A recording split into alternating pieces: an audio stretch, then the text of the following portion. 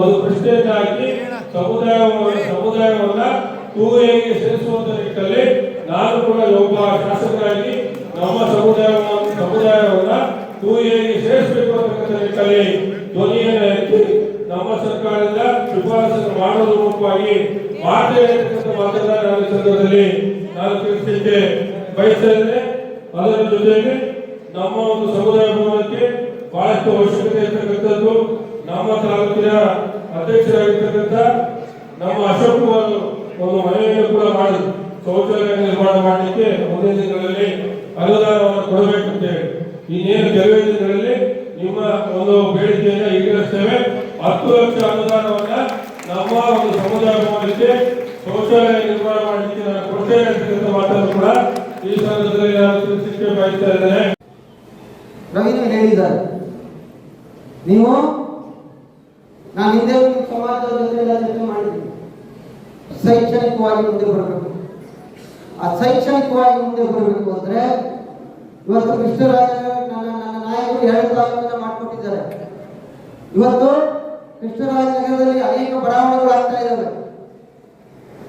ಇಲ್ಲಿ ಒಂದು ನಿವೇಶನವನ್ನ ಕೊಡಿ ಸಮಾಜಕ್ಕೆ. ನೀವು ನಿವೇಶನ ಕೊಟ್ರೆ ನಮ್ಮ ನಾಯಕರು, ನಮ್ಮ 2 ಶಾಸಕರು ಇದ್ದಾರೆ, ಇನ್ನೊಂದು ಬಂದಿಲ್ಲ, ಈ ಮಂಜೇಗೌಡ ಇದ್ದಾರೆ, 1 ಕೋಟಿ ಅನುದಾನವನ್ನು ಶೈಕ್ಷಣಿಕ ಅಭಿವೃದ್ಧಿಗೋಸ್ಕರ ಕೊಡ್ತೇನೆ. ಕೊಡುವ ನಿವೇಶನವನ್ನು ತಾಯಂದ್ರೆ ನೀವೆಲ್ಲರೂ ಇಲ್ಲಿ ಹಿರಿಯಿದ್ದೀರಿ.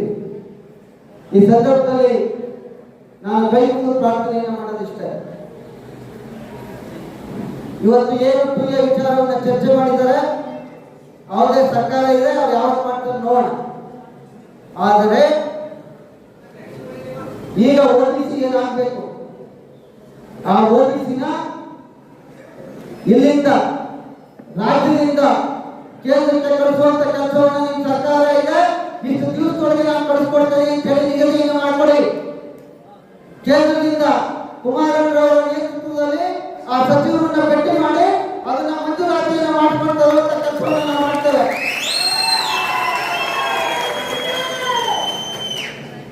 ಇವತ್ತು ಅಭಿವೃದ್ಧಿ ಕೆಲಸಗಳು ಆಗ್ಬೇಕು. ಅಭಿವೃದ್ಧಿಯ ವಿಚಾರದಲ್ಲಿ ನಾವೆಲ್ಲರೂ ಕೂಡ ಸಹಕಾರವನ್ನು ಕೊಡ್ತೀವಿ. ನಾನು ಬಹಳಷ್ಟು ಸಭೆ ಸಮಾರಂಭಗಳನ್ನು ಮಾಡಿದ್ದೀನಿ. ನನ್ನ ಮಾತಿನ ನನ್ನ ನಾಯಕರಾದ ಕುಮಾರಣ್ಣವರ ಮಾತನ್ನ ಕೇಳಬೇಕು ಅಂತ ನೀವೆಲ್ಲ ಕಾಯ್ತಾ ಇದ್ದೀರಿ.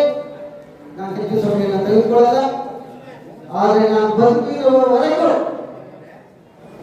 ನಾನು, ನನ್ನ ಕುಟುಂಬ, ಈ ಜಿಲ್ಲೆಯಲ್ಲಿ, ರಾಜ್ಯದಲ್ಲಿ, ನನ್ನ ನಾಯಕರ ಜೊತೆಯಲ್ಲಿ ನೀವು ಮಾಡಿರ್ತಕ್ಕಂಥ ನನ್ನ ಸಹಾಯ, ನನಗೇನು ಈ ಸಹಾಯವನ್ನು ಮಾಡಿದ್ದೀರಿ ಅವತ್ತಿಂದ ಗುರುತಿಸಿ ಬಿಜೆಪಿಯಿಂದ ಕೂಡ ಇಲ್ಲಿವರೆಗೆ ನಿಮ್ಮ ಹಿರಿಯ ಆಶೀರ್ವಾದ, ದೇವರ ಆಶೀರ್ವಾದ, ಆಕಸ್ಮಿಕವಾದ ರಾಜಕಾರಣಿ ಬಂದೆ ಇವತ್ತಿನ ರಾಜಕಾರಣ ಯಾವ ರೀತಿ ಇದೆ ಅಂತಂದ್ರೆ ಕಳೆದ 20 ವರ್ಷದಲ್ಲಿ ಹಲವಾರು ಅನುಭವಗಳನ್ನು ಒಳಗೊಂಡಿದ್ದೇನೆ.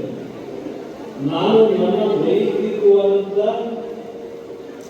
ರಾಜಕೀಯ ಶಕ್ತಿಯನ್ನು ತೋರಿಸಲಿಕ್ಕೆ ನಾನು ಯಾವುದೇ ಕಾರಣಕ್ಕೂ ಭರವಸೆ ಕೊಡಲ್ಲ. ಇವತ್ತಿನ ಸಮಾಜದಲ್ಲಿ ಸಣ್ಣ ಸಣ್ಣ ಸಮಾಜಗಳಿಗೆ ಧ್ವನಿಯಿಂದ ಹಲವಾರು ಸಮಾಜಗಳಿವೆ. ಅಂತ ಸಮಾಜಗಳನ್ನು ಗುರುತಿಸಬೇಕಾಗಿರ್ತಕ್ಕಂಥದ್ದು ನಮ್ಮನ್ನ ಜನಪ್ರತಿನಿಧಿಗಳ ಕರ್ತವ್ಯ ಅಂತಕ್ಕಂಥದ್ದು ನಾನು